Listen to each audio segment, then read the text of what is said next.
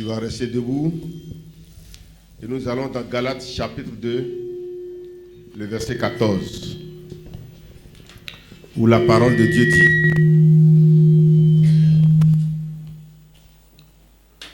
voyant qu'il ne marchait pas droit selon la vérité de l'évangile,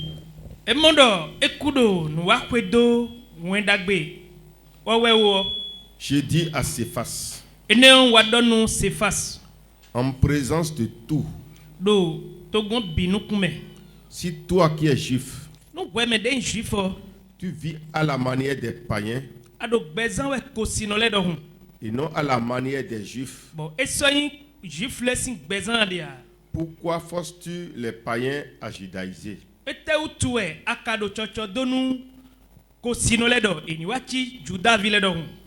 Seigneur, nous te disons merci.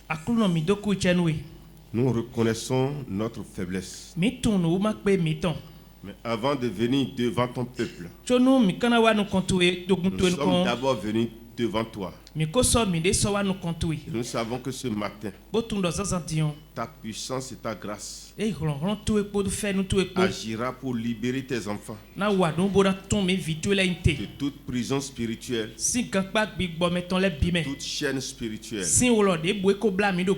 À travers ce message de ce matin, les vies seront libérées, les foyers seront libérés, les activités seront libérées, les santé seront libérées. Merci de l'avoir fait, Seigneur. Au nom de Jésus-Christ. Amen. Amen. Quelqu'un dit Amen. Amen. Si quelqu'un est content d'être chrétien, qu'il dise Amen. Amen. Alléluia. Amen. C'est une joie pour moi d'être chrétien. Je dis ça avec fierté. Parce que nous traversons des pièges, des fosses, des feux, des filets. Alléluia. Amen. Et la main de Dieu est sur nous. L'ennemi ne nous touche pas. Il y a vraiment, réellement la protection en Christ. Amen. Amen. Moi, j'ai expérimenté. Et je continue d'expérimenter ça. Alléluia. Amen. Nous avons réellement la protection. Et il y a réellement la vie éternelle en Christ. Et cette richesse que nous avons, nous l'avons reçue gratuitement de Jésus. Amen. Amen. Nous l'avons reçu gratuitement. La vie éternelle. La vie de notre âme. La vie de notre esprit. La vie de notre corps. C'est pourquoi, à tout moment, dans des temps difficiles ou dans des temps heureux, avant de commencer ma prière, je dis merci, Seigneur. Amen. Amen. Je dois toujours le remercier. Le message que j'ai reçu pour vous ce matin est intitulé La vie du royaume céleste. Amen. Amen. La vie du royaume céleste. Chaque royaume a sa vie. Pour rester dans un royaume, tu dois apprendre comment on vit dans ce royaume. Nous avons lu l'histoire de Pierre tout à l'heure. Nous avons écouté tout à l'heure que Pierre aimait beaucoup Jésus. Mais Jésus aimait plus Jean. Mais pour confier son église à quelqu'un, il ne l'a pas confié à qui lui l'a aimé. Mais il a confié l'église entre les mains de qui l'a aimé. Amen. Amen. Vous devez savoir à qui confier certaines choses de votre vie. Amen. Amen. C'est ce grand Pierre qui est allé à Antioche. Là où Paul a regroupé un grand nombre de fidèles comme église. Et ce sont les païens qui sont convertis à Antioche. Ils ne sont pas des juifs. Et en son temps, dans la loi, le juif ne doit pas manger avec le païen. Amen. Amen. C'était la loi de Moïse. Amen. Amen. Ça ne doit pas être comme ça.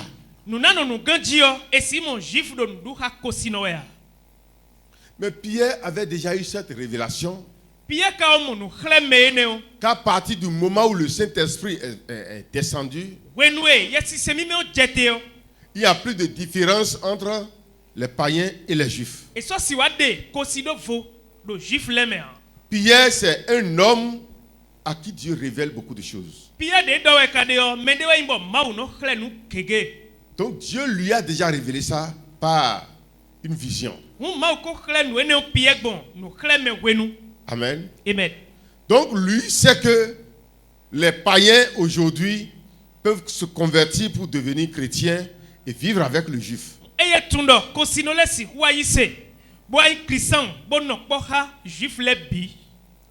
Mais il est allé visiter Paul à Antioche. Parce que c'est lui qui coiffe, c'est lui qui a la clé de l'église. Donc il doit passer sur les églises comme l'apôtre principal pour voir ce qui se passe dans chaque milieu. C'est comme ça qu'il est allé visiter l'église que dirigeait Paul à Antioche. Quand il est allé là-bas, vous savez que l'église de Jérusalem est dirigée par Jacques, qui est le demi-frère de Jésus.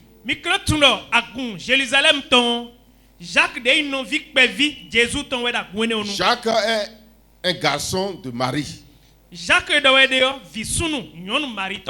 Il est né après Jésus. Ce n'est pas Jacques l'apôtre. Jacques l'apôtre est déjà mort en ce temps. Amen. Amen. Ils lui ont coupé la tête. Donc Jacques, l'enfant de Marie, qui est le demi-frère de Jésus, après la mort de Jésus, c'est lui qui est responsabilisé comme pasteur dans l'église principale de Jérusalem.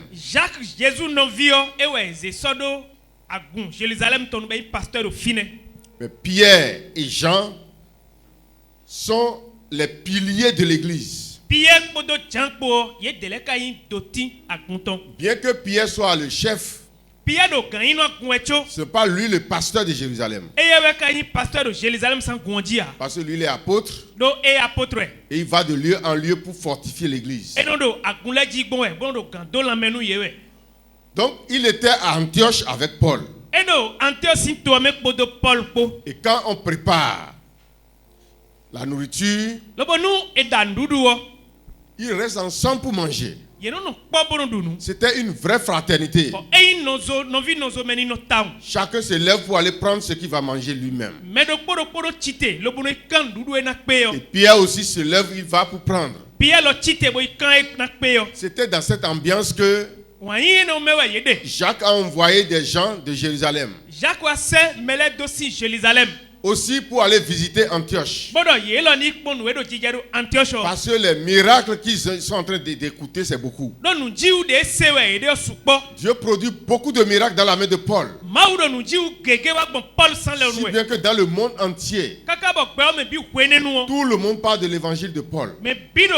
Évangile Paul ton hodowe. Donc Jacques aussi, Jacques l'homme, ayant entendu ça, a envoyé des gens pour dire, allez voir et venez me rendre compte. Lorsque les envoyés de Jacques sont arrivés à Antioche,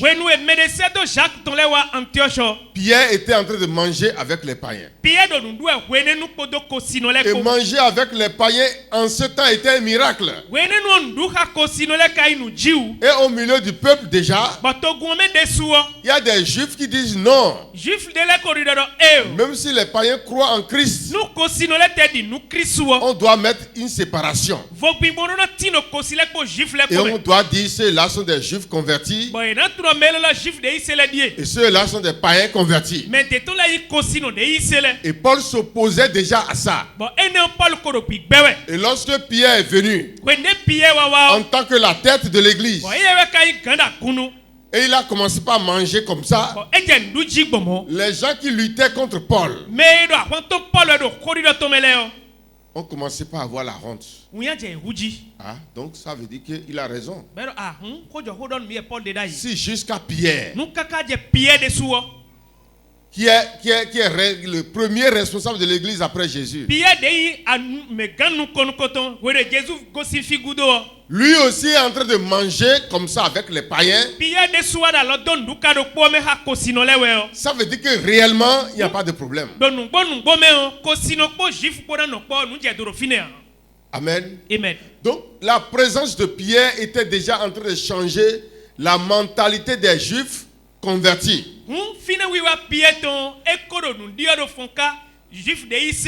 Mais subitement, quand les envoyés de Jacques sont arrivés, Pierre a vite lavé les mains et il a fait comme s'il ne mangeait pas avec les païens. Et les gens disent, vous voyez, donc normalement on ne doit pas manger avec les païens.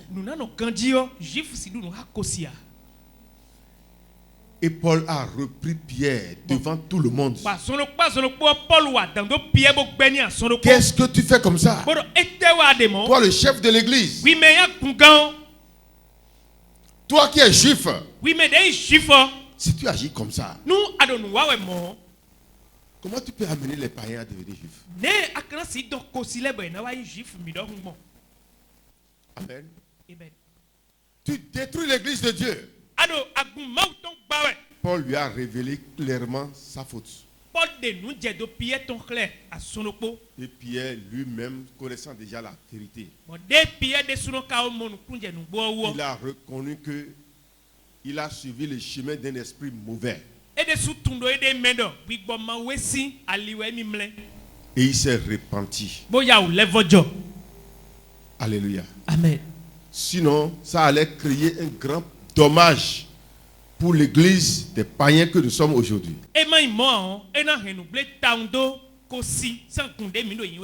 La vie, les comportements, les paroles, les regards, l'habillement, etc.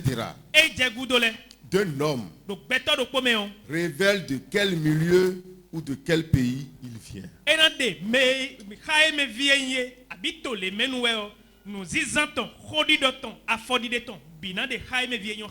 Alléluia. Amen. J'ai été à Calavi un jour. Et les gens sont sortis du fleuve, et comment on l'appelle, Wimé. Et ils voient des gens, quand ils marchent là, leur pas c'est hésitant quoi.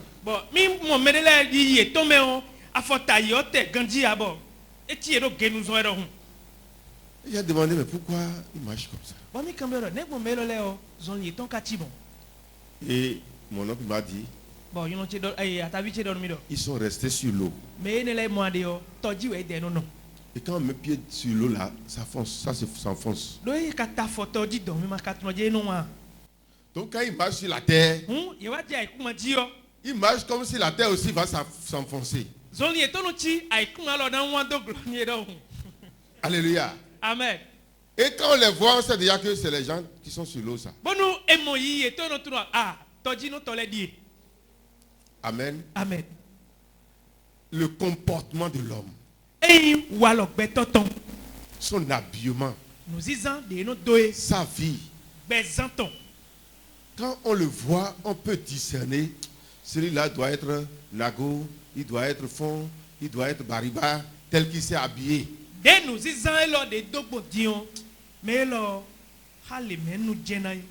Amen.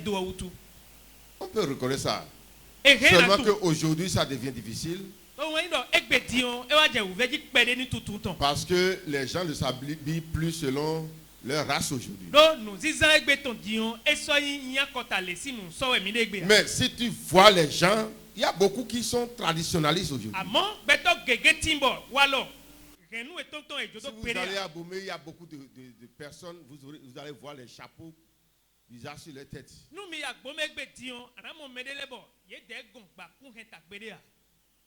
Près des pains pour faire galine comme ça. Oui, tu sais que c'est un abomination. Alléluia. Amen.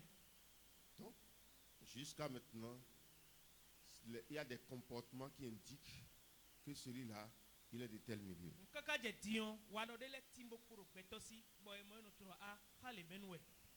Amen. Amen. Ainsi, notre vie indique si nous travaillons pour le royaume céleste ou nous travaillons pour le royaume de l'enfer.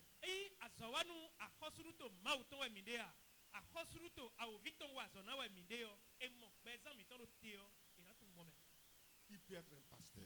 Il peut être dans la chorale. Il peut être dans l'église.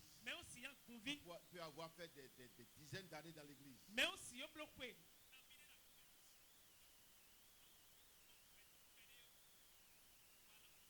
Comment il parle.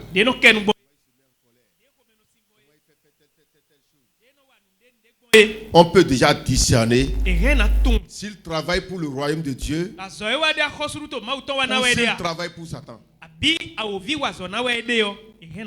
Ce n'est pas parce que les pasteurs ils prêchent la parole de Dieu qu'ils travaillent nécessairement pour le royaume de Dieu.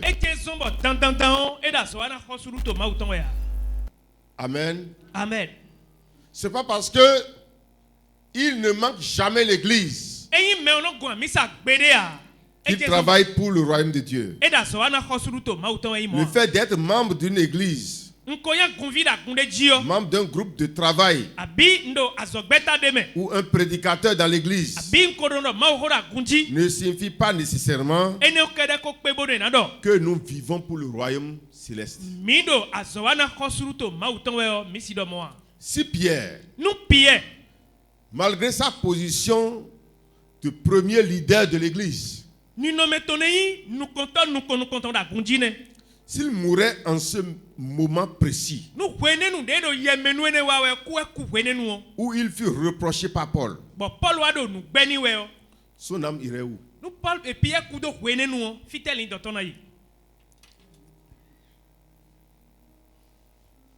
Dans le sein d'Abraham ou dans le séjour des morts?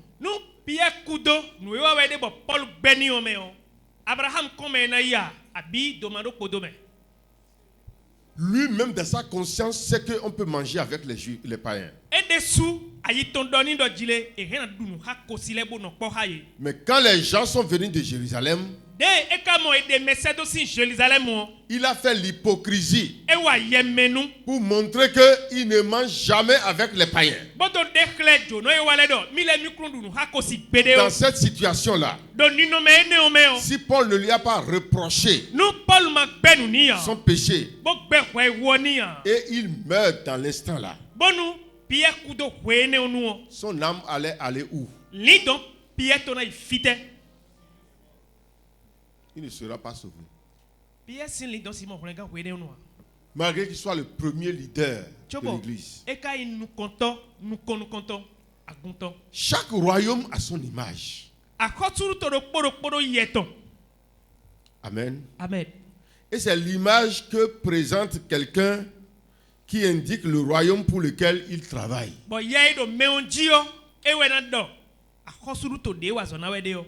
Chaque royaume a son comportement. Chaque royaume a ses activités. Chaque royaume a sa façon de parler.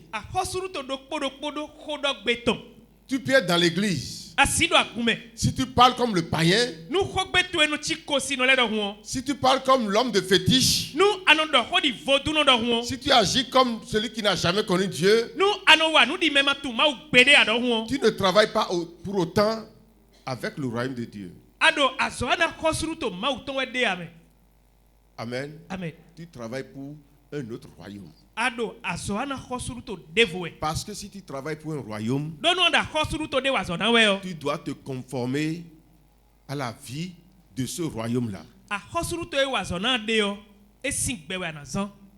Amen. Amen. Si tu es en train de travailler quelque part et tu ne te conformes pas à la loi, aux règles de vie qui est là,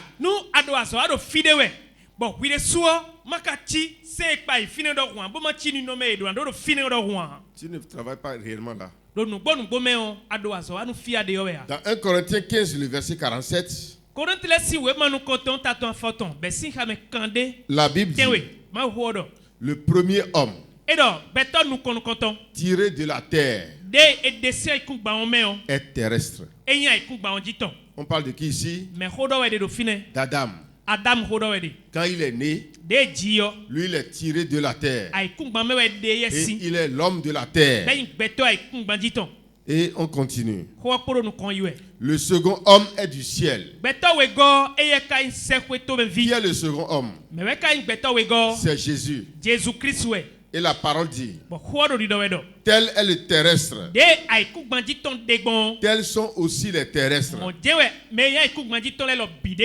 Si tu es avec le terrestre, tu dois vivre comme le terrestre. Et tel est le céleste, tels sont aussi les célestes. Amen. Amen. Donc, quand nous n'avions pas connu Jésus, nous n'avons pas autre moyen que de vivre selon Adam terrestre.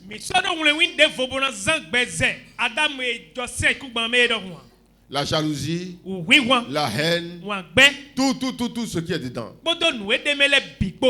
Mais lorsque nous naissons dans le nouvel Adam maintenant, dans le deuxième Adam, nous ne pouvons pas être dans le deuxième Adam et vivre encore comme celui qui est dans le premier Adam. Et c'est là que beaucoup se trompent. On prétend être en Christ et on vit comme Adam. C'est pas vrai. Tu n'es jamais en Christ. Alléluia. Amen. Tu es encore dans le premier Adam. Parce que dans le premier Adam, on peut se plaire dans l'adultère. Dans le premier Adam, on peut se plaire dans la cupidité.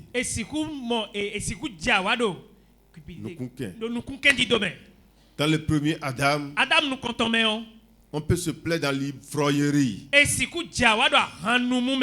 Mais si quelqu'un est rentré dans le deuxième Adam, sa vie change. Parce qu'il est passé d'un autre royaume pour rentrer dans un autre royaume. C'est à cause de ça que Jésus parlait des faux et des vrais adorateurs.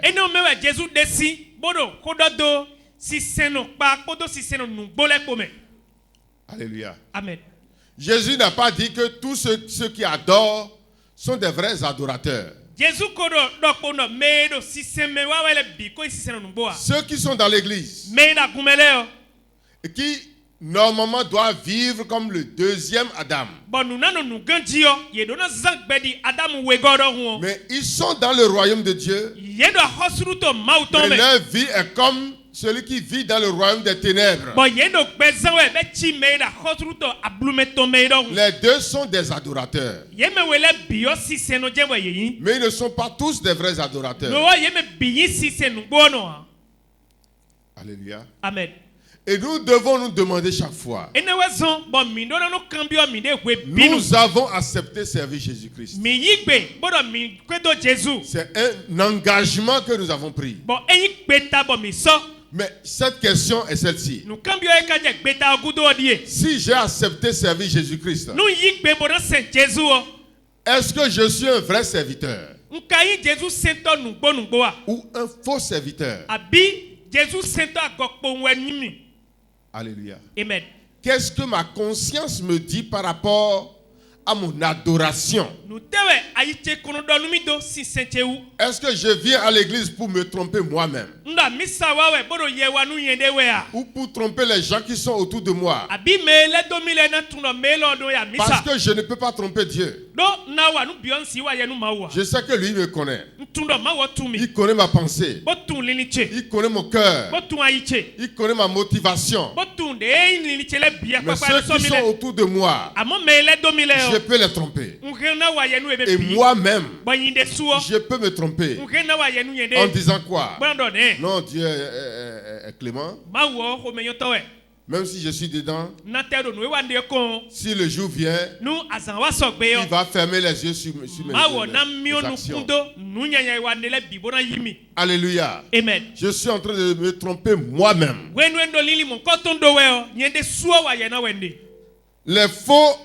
Le faux est celui qui est autre personne dans son homme intérieur.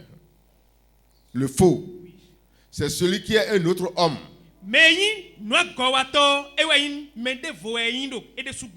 Dans son homme intérieur là, il sait bien qu'il est faux. Mais il présente aux hommes autour de lui autre chose.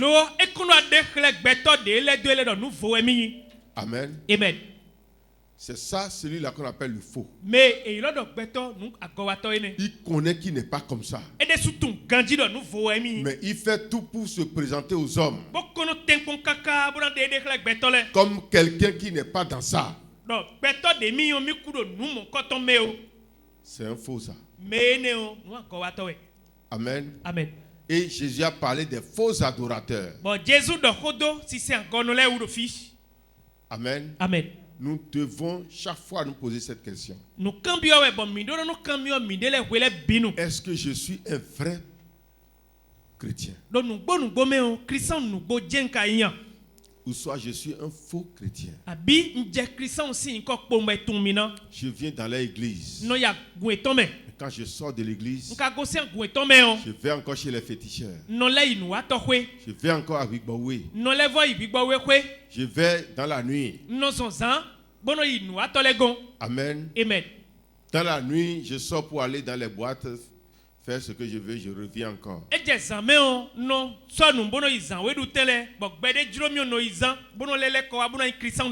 Jean 4, verset 24 dit: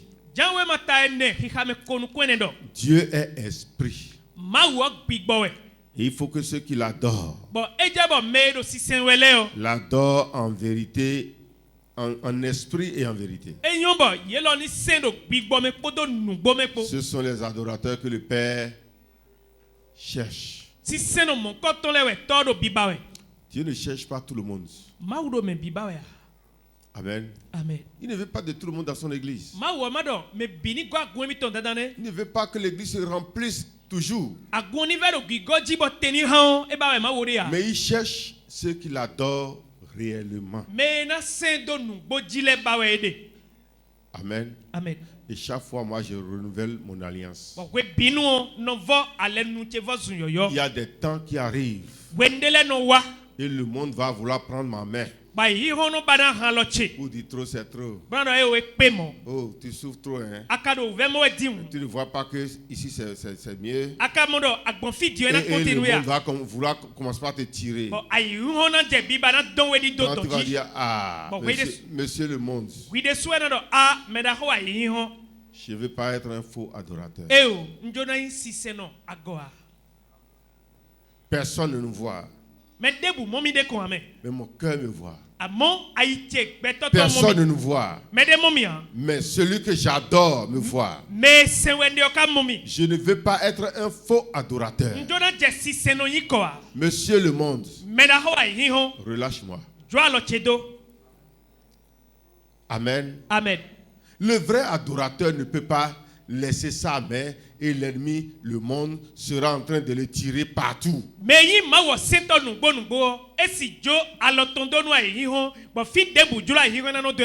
Parce que lui, il a un engagement. Il préfère souffrir pour quelque chose, pour gagner la vie de son âme. Matthieu 7. Le verset 21 au 23. Ceux qui me disent Seigneur, Seigneur, n'entreront pas tous dans le royaume des cieux. Je reprends. Ceux qui me disent Seigneur, Seigneur, n'entreront pas tous dans le royaume des cieux. Tous ceux qui remplissent l'église et qui ont prié tout à l'heure, remplis du Saint-Esprit, qui écoutent la parole de Dieu, qui chassent les démons, qui prophétisent, ils ne rentreront pas tous dans le royaume des cieux. Alléluia. Amen. Mais ceux-là, seuls qui font la volonté de Dieu. C'est ça il a dit ici. Mais ceux-là seuls, c'est ça? Qu'est-ce qu'il a dit? Mais celui-là. Ça veut dire que l'adoration de Dieu est un acte individuel. Nous n'adorons pas Dieu. J'adore Dieu. Si toi tu veux adorer Dieu, tu adores Dieu. Amen. Amen. C'est pas parce que l'autre a laissé Dieu que moi je vais laisser Dieu. Tu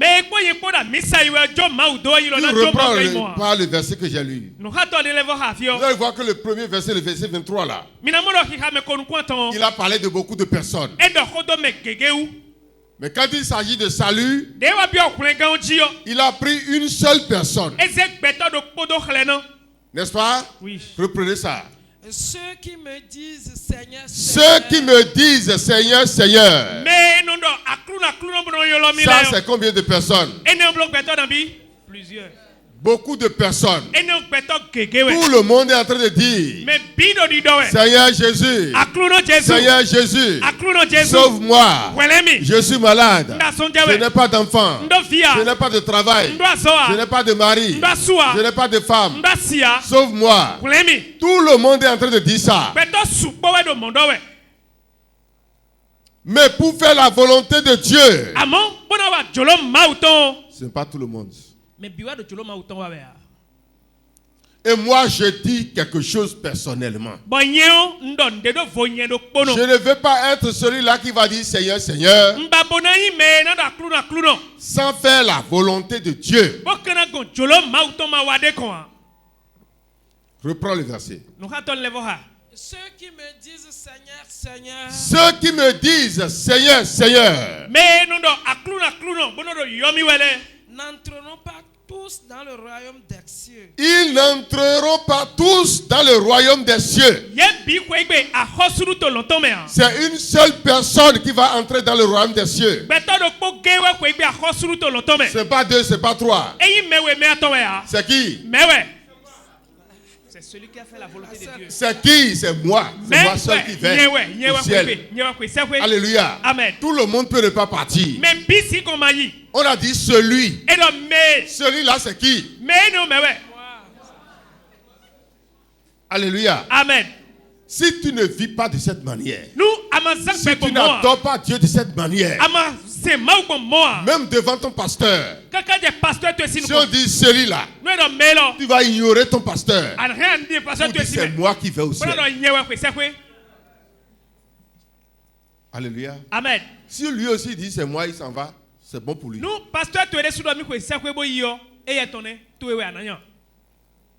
Celui-là. Continue. Mais celui-là seul qui fait la volonté. Il a dit encore celui-là seul. Combien de personnes vont au ciel? Celui-là seul. Amen. Donc le ciel n'est pas collectif. La femme avec son mari, il n'y a pas ça. L'homme avec ses enfants, il n'y a pas ça. Il n'y a pas d'amitié sur le chemin du ciel. Il n'y a pas parents sur le chemin du ciel. Nous sommes des frères et nous irons au ciel ensemble. Ce n'est pas vrai. Alléluia. Amen. Celui-là seul. Qui fait la volonté de mon Père qui fait la volonté de mon Père.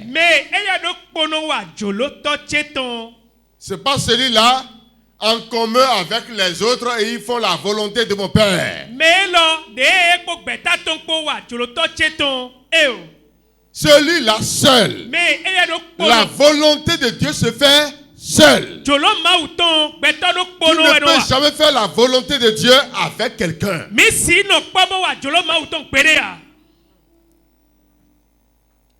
Alléluia. Amen. Mais aujourd'hui, les gens veulent faire des amis. S'il ne fait pas, je ne fais pas. S'il ne fait pas, je laisse aussi. Amen. Amen. Que la foi de quelqu'un ne soit pas comme ça ici. Continue. Plusieurs me diront en ce jour-là. Seigneur, Seigneur. Seigneur, Seigneur. N'avons-nous pas prophétisé par ton nom? Nous avons crié, ton esprit nous a utilisé et nous avons prophétisé en ton nom. N'avons-nous pas chassé des démons par ton nom? Nous avons dit au nom de Jésus, démons faya. Et les gens sont tombés. Et les démons sont sortis de la vie.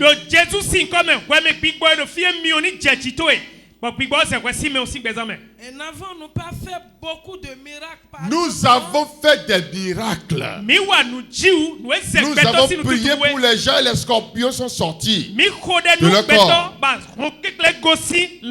Vous avez vu ça dans cette église, non? On priait pour une dame du Togo et c'est un scorpion vivant qui est sorti de son corps. Vous avez vu dans cette église une dame qui est venue de Tchaourou. Elle est debout comme ça. Et j'ai mis la main sur elle. Et je suis en train de prier. Et un magouya est sorti de son sexe. Elle a fait coutou comme ça. Et magouya est tombé. Et magouya attaché avec un fil noir.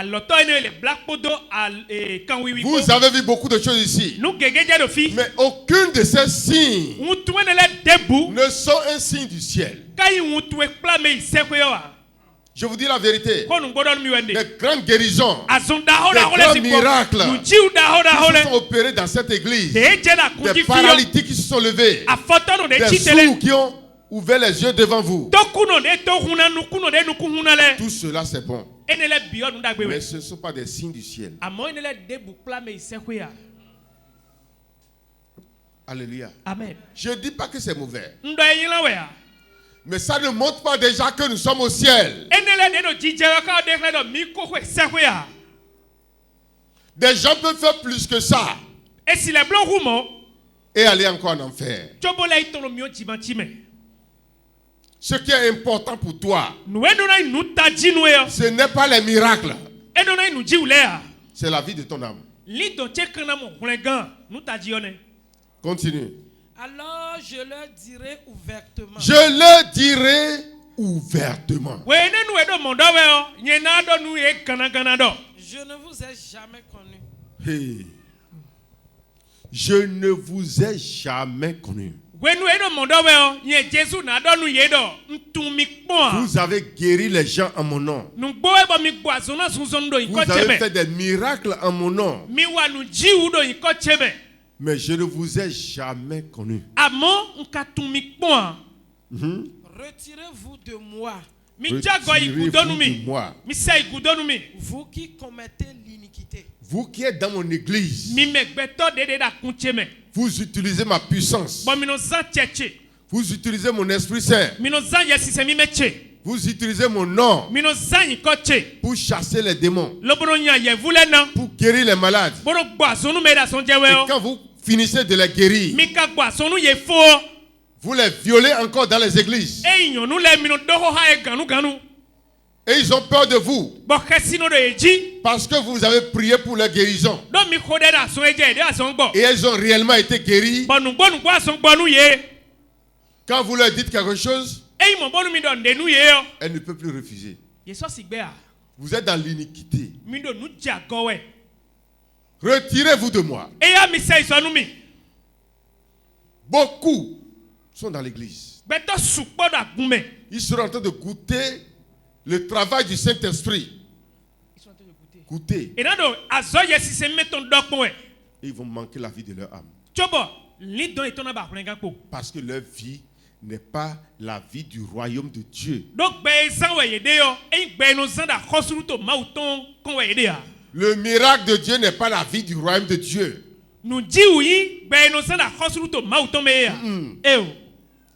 La vie, c'est dans ton comportement. Dieu ne juge pas selon ce que l'homme présente de bon à l'extérieur.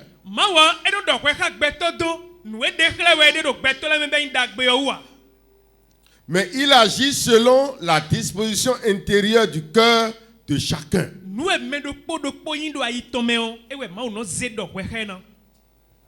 Amen. Amen. Tu guéris les malades, c'est bon. Mais quelle est la disposition intérieure de ton cœur? Tu as chassé les démons, c'est bon. Est-ce que tu as chassé les démons pour montrer que c'est toi qui fait le miracle?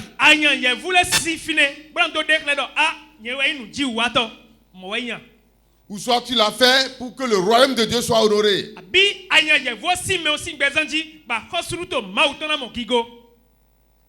Quelle disposition il y a dans ton cœur? C'est ça que Dieu prend pour juger les hommes. Je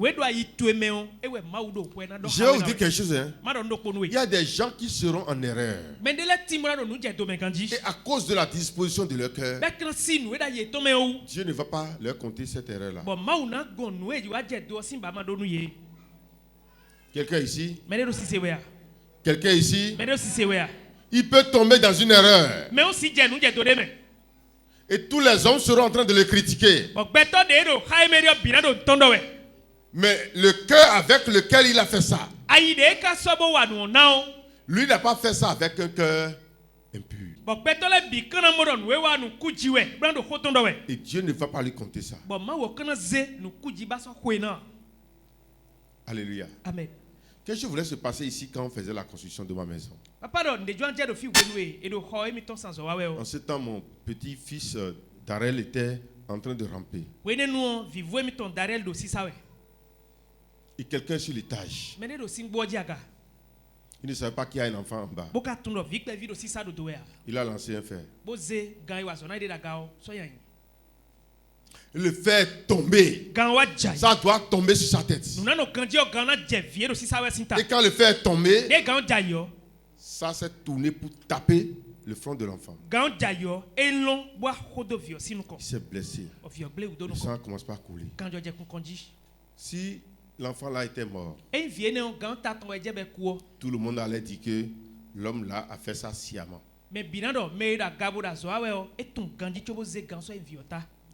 Amen. Amen. Dieu va le juger pour ça. Alléluia. Amen. Dans son cœur, ce n'est pas ça. L'homme peut le jeter en prison. Lui-même sera en train de pleurer. Je ne sais pas où. Les gens vont dire non, tu sais. Il va faire la prison. Mais devant Dieu, il n'est pas condamné. Alléluia. Amen. Nous devons voir la disposition de notre cœur. 1 Samuel 16, verset 7 dit. Samuel si vraiment nous comptons t'attend photo nous et l'Éternel dit à Samuel, ne prends point garde à son apparence et à la hauteur de sa taille, car je l'ai rejeté. L'Éternel ne considère pas ce que l'homme considère. L'homme regarde à ce qui frappe les yeux, mais l'Éternel regarde au cœur. Il regarde le cœur de l'homme. Alléluia. Amen. Il regarde le cœur de l'homme pour juger les choses. Avec quel cœur il est en train de faire ça? Avec quel cœur il est en train de donner dans ma maison? Avec quel cœur il est en train de travailler dans ma maison? Avec quel cœur il quitte sa maison pour venir à l'église? Avec quel cœur il a commencé sa construction? Vous savez, il y a des gens qui commencent des constructions avec de mauvais cœurs. Lui l'a fait. Moi je serai ici sans faire ça. Et il commence guida. Celui-là, même s'il a fait ça, il a fini. La bénédiction de Dieu ne sera pas sur cette maison. Parce qu'il a commencé la maison avec un cœur jaloux. Mais s'il a dit dans son cœur, oh, vraiment, depuis là, je n'ai pas quelque part. Il faut que Dieu me donne ça. C'est pas parce que l'autre a fait. Les gens avec qui j'ai grandi là, ils ont tous de maisons. Tous ceux avec qui on avait loué ensemble, ils sont déjà dans leur propre maison. Et moi, je suis là. Donc, tu es en train de chasser les autres. Ton cœur est mauvais. Amen. Amen. Mais je sens le besoin. Si je n'ai pas ma maison, demain ça sera difficile pour moi. Seigneur, donne-moi ça. Et c'est avec ce cœur-là que tu as commencé. Alors c'est un bon cœur. Ne commence pas à cause de l'autre. Ça c'est la jalousie. Et le cœur jaloux est toujours maudit par Dieu. Tu as quel cœur pour la vie de l'église de Dieu? Alléluia. Amen. Je te pose cette question. Tu as quel cœur? Il y a des gens qui ont le cœur seulement sur leur entreprise, seulement sur leur vie, seulement sur les enfants, seulement sur ici, seulement sur ça. Mais quand on regarde dans leur cœur, on ne voit rien pour l'église de Dieu. Quel est ton cœur devant la vie de l'église de Dieu? Est-ce que ça te presse le cœur? Alléluia. Amen. Quelqu'un m'a appelé avant-hier. Et il dit qu'il pleure. Et qu'il y a aussi une soeur qui est en train de pleurer actuellement même. Que la soeur pleure maintenant. Pourquoi? Parce que quelqu'un est venu lui dire que l'église est en problème. Il y a quelqu'un qui est sur la femme d'un autre actuellement dans un hôtel. Dans son église. Elle a commencé à pleurer. Pourquoi je vais à l'église? Dieu regarde son cœur. Alléluia. Amen. Il y a une nuit comme ça. C'était à Cotonou. Il y a un Américain qui est venu nous enseigner. Et on a regroupé beaucoup de pasteurs. Et dans la journée, Dieu a commencé par me révéler la vie de beaucoup des hommes de Dieu. Des gens en qui je dois avoir confiance. Ils sont tous dans le faux. Je suis triste. Et la nuit, un esprit de pleurs m'a rempli. Je ne sais pas pourquoi je pleure comme ça. Je pleure. Jusqu'au matin. Et nous sommes venus à la salle d'études. Quand le missionnaire a pris le micro, il a dit, Dieu m'a dit, quelqu'un parmi vous a pleuré toute la nuit. Je ne connais pas la personne. Mais elle est ici actuellement. Il n'a pas pleuré pour sa propre vie. Mais il a pleuré à cause de l'église de Dieu. Et Dieu m'a chargé de dire à ce pasteur que le Dieu à cause de qui il a pleuré va lui essuyer les larmes. Et que Dieu va développer un grand ministère dans sa main. Je n'ai pas levé la tête pour dire moi. Amen. Amen. Mais l'église m'a fait pleurer. Est-ce qu'aujourd'hui, quand tu regardes l'église, ça te fait rire ou soit ça te fait pleurer? Aujourd'hui, le nom de l'église est sali un peu partout. Le pasteur m'a trompé, il m'a pris mon argent. Il m'a trompé, il a violé ma femme. Des choses bizarres qu'on écoute dans l'église aujourd'hui. Ça te donne la joie ou la tristesse?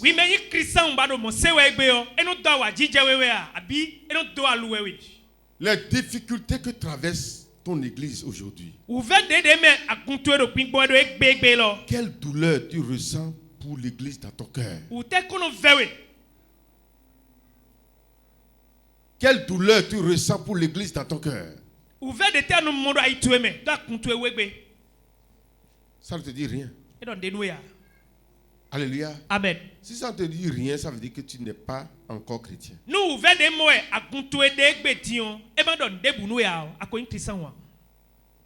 Même si tu n'as pas les moyens, Dieu va lire dans ton cœur des douleurs. Le soir, par exemple, le vendredi soir, quand on fait la délivrance ici, malgré les climatiseurs allumés, les gens coulent encore des sueurs. Ça ne te dit rien? Alléluia. Amen. Dieu regarde au cœur. Tu as quel cœur pour la vie de l'église de Dieu? Romains 2, le verset 16. Jusqu'au verset 24. Lisez-moi ça.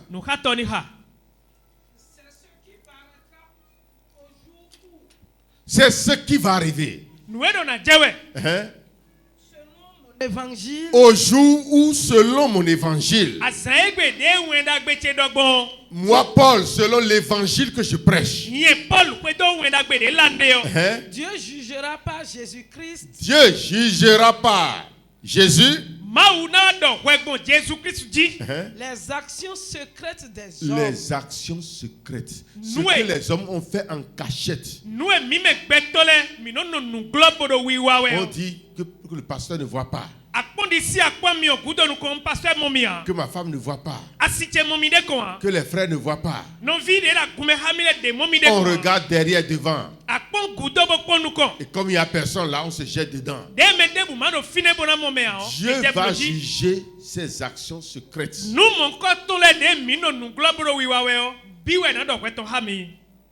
Hein?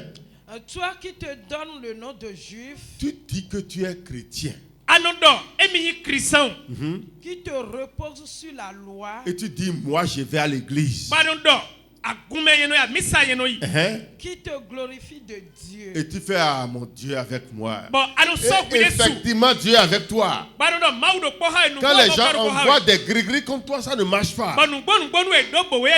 Les sorciers, même témoins qui t'ont essayé, n'ont pas pu. Et tu dis que tu as la foi. Qui connaît sa volonté. Et tu connais bien la volonté de Dieu. Tu sais que ce que tu vis là, lui n'aime pas ça. Il a refusé ça. Tu sais bien dans sa parole. Qui apprécie la différence des choses. Et tu vois que c'est bon d'être en Christ.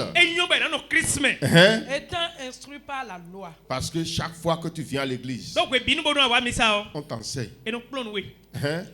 Toi qui te flattes d'être le conducteur. Et tu dis, ah, les autres là, ils ne connaissent pas le chemin. Non, ils font baptême 3 fois. Alors que dans la Bible, c'est une seule fois. On doit le faire au nom de Jésus-Christ. Ah, ils font ceci. Ils allument encore bougies. Ils sont dans les ténèbres. Tu connais ça? Le conducteur des aveugles. Oui, tu dis, ah non. Je vais me mettre devant eux pour les conduire. La lumière de ceux qui sont dans les ténèbres. Oui. Le docteur des insensés. Oui. Le maître des ignorants. Ils ne connaissent rien, c'est moi seul qui connais. Il faut qu'ils viennent dans mon église. On va balayer leur doctrine là. Et on va leur montrer qu'ils sont faux. Ce n'est pas la connaissance qui t'amène au ciel. C'est la pratique de la connaissance qui t'amène au ciel. Continue. Parce que tu as dans la loi la règle de la science et de la vérité. Toi donc, qui enseigne les autres. Toi qui enseignes les autres, toi qui critiques les autres, qui critiques leur doctrine. Tu ne t'enseignes pas toi-même. Tu ne te conseilles pas toi-même. Toi qui prêches de ne pas dérober. C'est toi qui dis partout qu'on ne doit pas voler. Et tu ne donnes pas ta dîme.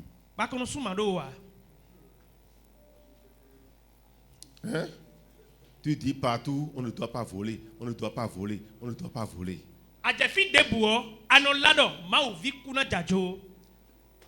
Continue. Tu dérobes. Toi qui dis de ne pas commettre d'adultère. Toi qui dis partout qu'on ne doit pas faire adultère.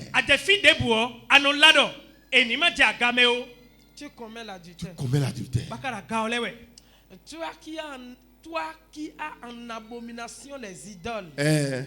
Tu commets des sacrilèges. Tu fais des choses plus grandes même que idolâtrie. Tu trouves la grossesse et tu avortes. Entre celle qui a avorté et celui qui a fait l'idolâtrie, qui a plus péché?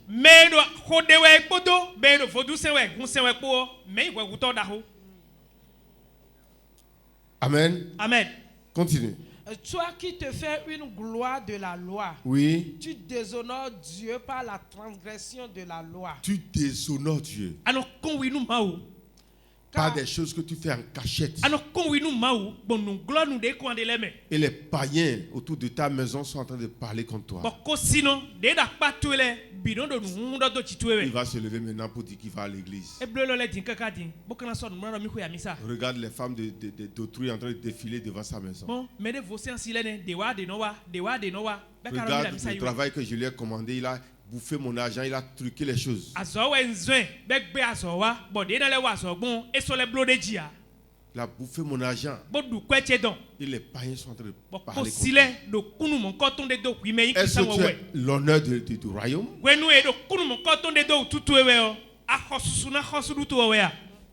Ou soit tu es devenu une honte pour le royaume. Il faut finir. Car le nom de Dieu est à cause de vous blasphémé par. À cause de vous que les gens trouvent à dire contre Dieu.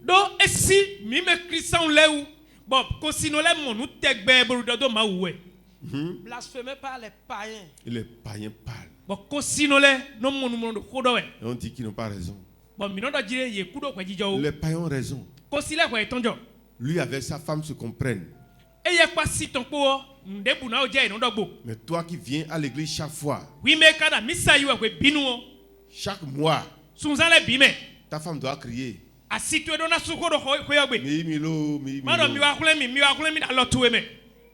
Et c'est les païens qui vont venir te garder.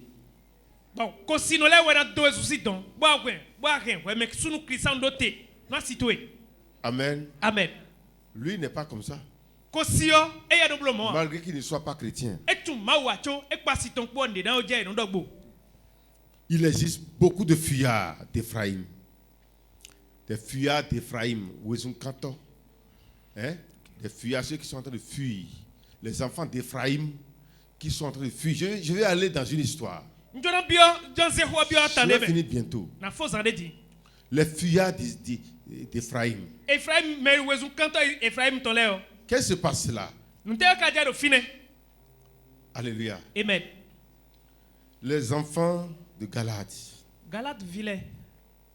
ont fait une guerre contre les enfants d'Éphraïm. Amen. Amen. Et Dieu a fait, les enfants de Galade ont remporté la victoire. Mais avant de retourner pour aller chez eux, ceux qui ont été vaincus là, ils sont en train de fuir en cachette. Pour aller à Éphraïm, les enfants de Galade ont barré les chemins. Amen. Amen. Et quand ils voient quelqu'un, il dit tu es Galade ou tu es Éphraïm. Qu'est-ce qu'il va dire en ce temps? Il va dire qu'ils sont de Galade, non? Tout juste pour qu'on les laisse vivre. N'est-ce pas? Il dit non, moi je suis de Galade. Si tu es enfant de Galade, il faut dire Chibolette.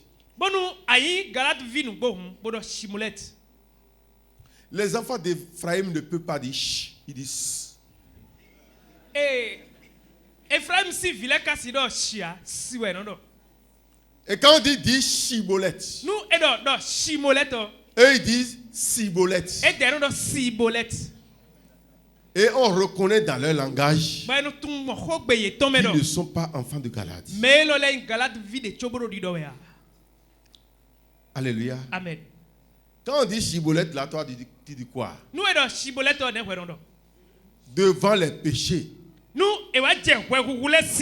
Tu es enfant de Dieu. Oui, ce n'est pas simple enfant de Dieu. Ce n'est pas simple enfant de Dieu. Je suis pasteur. Dis Cibolette. Et il dit Chibolette. Dis Chibolette. Et il dit Cibolette. Oui, tu es prédicateur. Mais tu n'es pas enfant de Dieu. Alléluia. Amen. Dans ton comportement, même le païen peut déjà dire celui-là, il est chrétien. Les gens dérangeaient Jésus jusqu'à le clouer sur la croix. Le soldat romain qui est venu pour lui casser les pieds, il a regardé certainement là. L'homme là, il est le Fils de Dieu. Alléluia. Qu'est-ce que les gens disent de toi? Les gens avec qui tu vas au service, les gens avec qui tu travailles, ceux qui sont dans la même maison que toi. Toi, tu viens dire autre chose à l'église. Mais qu'est-ce que les gens disent de toi? C'est Chibolette ivoire ou soit c'est Cibolette ivoire.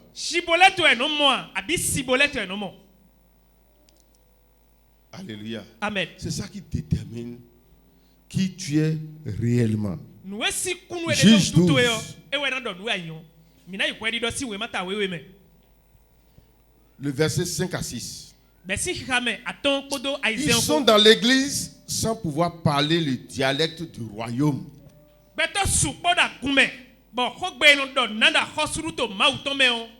Le royaume de Dieu a des comportements. Le royaume de Dieu a des dialectes. Mais ils sont dans le royaume. Mais on ne voit pas la parole du royaume dans leur bouche. On ne voit pas le comportement du royaume dans leur bouche. Lisez-moi ça. Galate s'empara des guets du Jourdain du côté d'Éphraïm. Galate s'est aligné sur la voie du Jourdain. À leur niveau, du côté de Galate. Et quand l'un des fillards d'Éphraïm disait... Et quand quelqu'un est en train de fuir, un enfant d'Éphraïm est en train de fuir. Laissez-moi passer. Et il dit, je veux aller ici. Les hommes de Galate lui demandent. Et les gens de Galate lui demandent. Es-tu Éphraïmite? Tu es un enfant d'Éphraïm? Il répondit. Non. Non, je ne suis pas enfant d'Éphraïm. Il lui disait alors. Si tu n'es pas enfant d'Éphraïm, eh bien, dis Chibolette. il faut dire Chibolette. Et il disait Cibolette. Et il ne peut pas prononcer. C'est comme les anglophones. Le français des anglophones est toujours différent du français que nous on parle ici. Les gens qui quittent Nigeria qui parlent français là. On sent que l'accent n'est pas le français pur. Amen. Amen. Dites Chibolette. Et ils disent quoi? Bon. Ephraim vile nous donne Cibolette. Et il dit Cibolette. Et des noms de Cibolette. Car il ne pouvait pas bien prononcer. Parce que il ne peut pas bien prononcer le mot Chibolette. Donc Chibolette singbedudo. Yes, donc kandi bedjemer. Sur quoi les hommes de Galade le saisissaient. Et quand quelqu'un dit Cibolette, on le saisit, on le tue. Et il menait dans Cibolette et on mais bah me l'a dit et nous voulons bon. Et l'égorgeait près des guets du Jourdain. Oui. Il périt en ce temps-là 42 000 hommes. Et 42 000 personnes sont mortes. Et non, ouais. Il est blanc, kakabo, ou beto 42 000. Amen. Amen. Parce qu'ils disent appartenir à un royaume et ils ne parlent pas le langage du royaume. Il non, non. Et mi a khosulu to de ton. Toi aussi aujourd'hui tu dis que tu appartiens au royaume de Dieu. Est-ce que le langage du royaume de Dieu est dans ta bouche? Est-ce que tu as le pas d'un enfant de Dieu? Est-ce que ta colère est la colère d'un enfant de Dieu? Est-ce que ta vie devant l'alcool, la bière, est la vie d'un enfant de Dieu?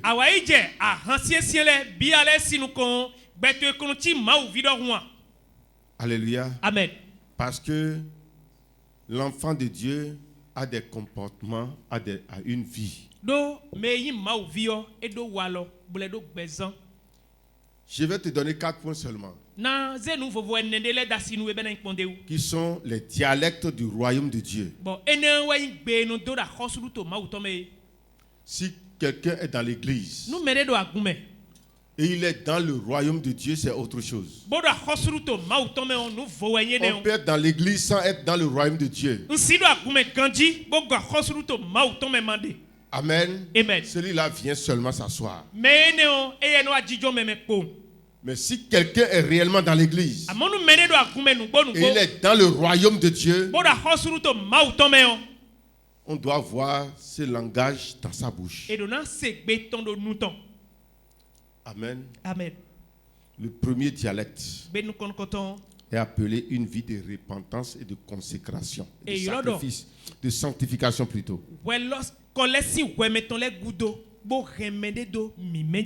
Une vie de repentance et de sanctification.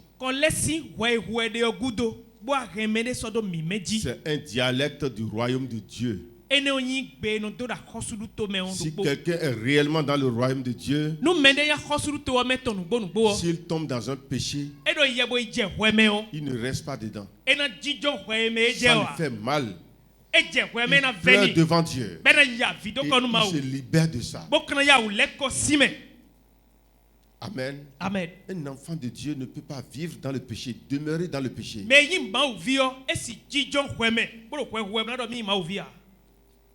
Ça, c'est un dialecte. 2 Corinthiens 7, le verset 1. Ayant donc de telles promesses, bien-aimés, purifions-nous de toute souillure de la chair et de l'esprit, en achevant notre sanctification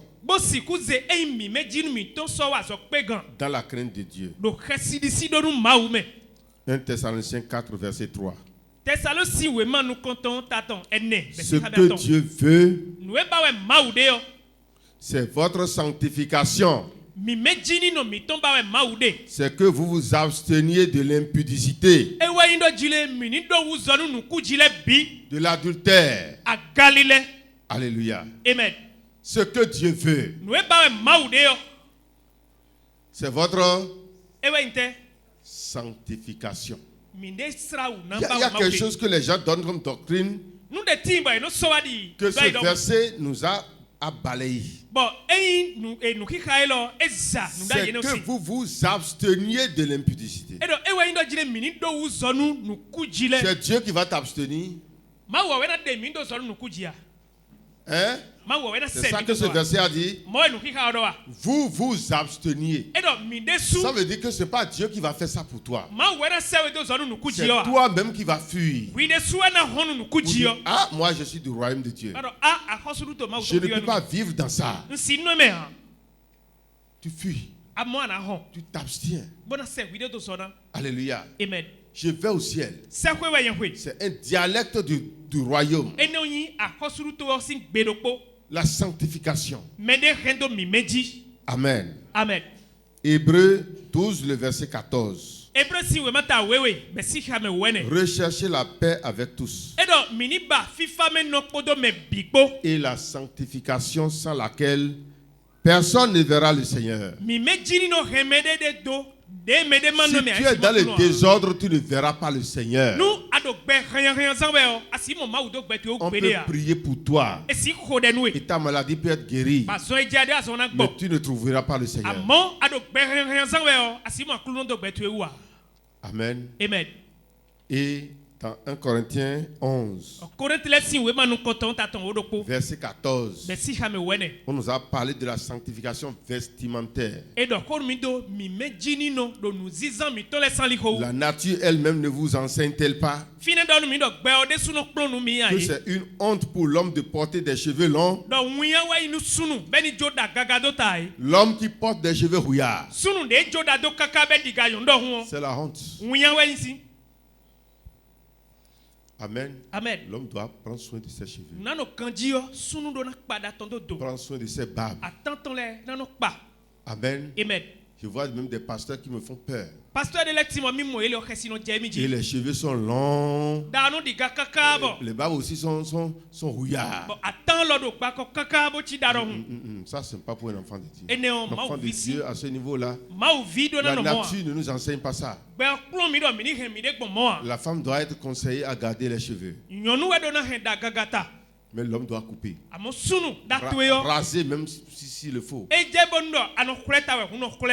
Amen. Amen. Tu ne dois pas avoir des cheveux longs. Il y a même des pasteurs qui font rasta. Il y a d'autres qui attachent les cheveux comme les femmes. Ils ne sont pas dans la parole de Dieu. Deuxième dialecte. Une vie de prière et de jeûne. Si tu es un enfant de Dieu, si tu es réellement dans le royaume de Dieu, tu dois savoir que le royaume de Dieu, c'est un royaume de prière. On va dans sa chambre. On se met à genoux. Et on parle à son Père. Alléluia. Amen. Ce n'est pas qu'on vient à l'église, tu ne sais pas, j'ai un problème, hein, j'ai un souci. Non, non, non. Va devant ton Dieu. Parle à ton Dieu. Amen. Amen. Des fois même, tu peux venir seul ici, te mettre à genoux et parler à ton Dieu. Mais je ne te dis pas que c'est ici qu'il y a Dieu. Ce n'est pas ici qu'il y a Dieu. Même dans ta maison. Cherche un lieu calme. Prends du temps pour parler avec ton Père. C'est un dialecte du royaume. Daniel 6, verset 10 dit. Lorsque Daniel sut le décret, que le décret était écrit, il se retira dans sa maison où les fenêtres de la chambre supérieure étaient ouvertes dans la direction de Jérusalem. Et 3 fois le jour, il se mettait à genoux. Il priait. Et il louait son Dieu. Comme il le faisait auparavant. Devant les situations. Ce n'est pas partout debout seulement qu'on va parler. Un dialecte du royaume t'amène à te mettre à genoux dans ta maison. Et tu pries, Seigneur, je n'ai personne. Je veux te voir. Seigneur, étends tes mains dans cette situation. La honte ne sera pas pour moi. Cette prière, ce n'est pas pour te faire voir. Mais tu parles à ton Père. C'est un dialecte du royaume. Décharge-toi de tes problèmes sur lui. Ça te dépasse. Mais ça ne dépasse pas ton Dieu. Dites Amen. Amen. Alléluia. Amen. 2 Corinthiens 11, verset 27 dit, j'ai été dans le travail. Était dans le travail, dans la peine. Exposé à de nombreuses veilles. À la faim et à la soif. À des jeûnes multipliés. Si à ce niveau, le premier niveau là, où nous avons dit la sanctification, je dis chibolette. La sanctification. Qu'est-ce que toi tu dis en esprit? L'esprit dit chibolette. Toi tu dis quoi par rapport à la sanctification? Si c'est cibolette, il faut aller te reprendre. Parce que ce n'est pas un langage du royaume qui est cibolette. De la même manière, pour les prières et les jeûnes, l'esprit dit chibolette. Qu'est-ce que toi tu réponds? J'ai Issei là. C'est à cause de ça que je ne peux pas rester comme ça jusqu'à 15 heures. Tu es en train de dire quoi? Cibolette. Je n'ai pas de temps. C'est à cause de ça que tout le monde fait jeûne. Moi, je ne peux pas le faire. Tu es en train de dire cibolette. Je vais finir. Troisième, une vie de sacrifice pour le royaume, pour la vie du royaume. Une vie de sacrifice pour la vie du royaume. C'est un langage de ton royaume. Et si tu es dans l'église et l'esprit dit Chibolette, et toi tu dis Cibolette, ça montre déjà que tu n'es pas dans le royaume. Quelqu'un qui est dans le royaume, devant certaines situations du royaume, ne peut jamais fermer la main. Même si c'est pour un autre programme dans sa vie. Et l'urgence du royaume arrive, il ne peut jamais fermer la main. Parce qu'il sait que lui il est un gestionnaire. Tout ce qui lui appartient, c'est pour le royaume. Et si l'urgence du royaume arrive, il n'y a pas un autre sujet, une autre cause qui aura plus de valeur que la cause du royaume.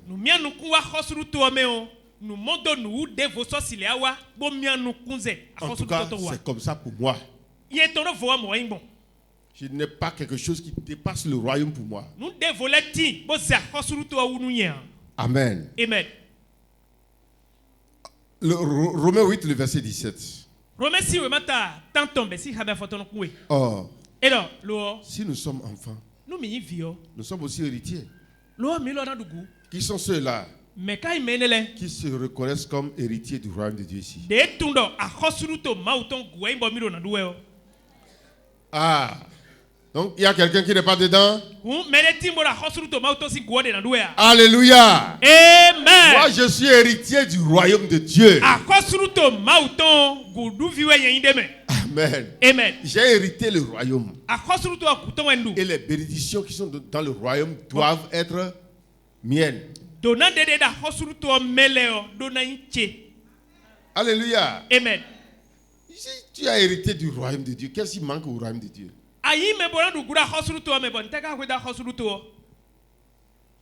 Alléluia. Amen. Continue. Il faut reprendre le verset là. Or, si nous sommes enfants, nous sommes aussi héritiers. Nous sommes aussi héritiers. Héritiers de Dieu. Héritiers de Dieu. Et co-héritiers de Christ. Et co-héritiers de Christ. Si toutefois nous souffrons avec lui. Avant d'être co-héritiers du Christ, nous devons accepter souffrir pour la cause de son royaume.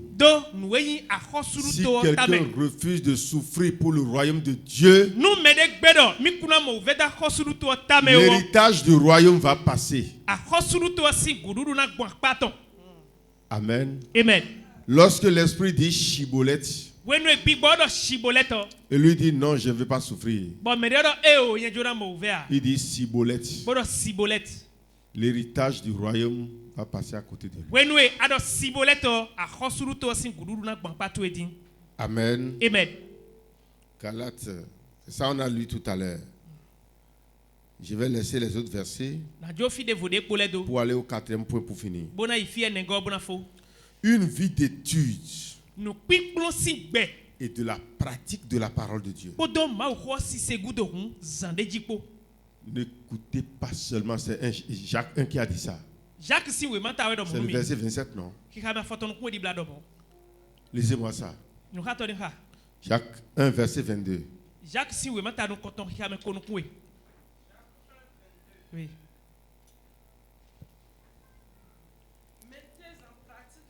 Mettez en pratique la parole de Dieu. Ne soyez pas des venants à l'église seulement. Pratiquez la parole de Dieu. Et ne vous bornez pas à l'écouter. Ne vous bornez pas à venir écouter seulement. Écoutez. Ah, le pasteur a prêché au... Et tu vas à la maison, tu ne pratiques pas. L'esprit dit Chibolette. Et toi, tu dis Cibolette. Les bénédictions de Dieu vont passer à cause de toi. Ta vie est en train de montrer que tu n'es pas un enfant du royaume. Parce que les enfants du royaume ont leur vie différente. Et que le Seigneur te donne cette vie différente là. Pour que les gens à côté de toi, qu'ils soient chrétiens ou païens, ils vont témoigner que vraiment celui-là, celle-là, c'est un vrai chrétien. Sa vie est différente. Son comportement est différent. Ses paroles sont différentes. Même ses regards sont différents. Que le Seigneur te bénisse. Amen. Amen.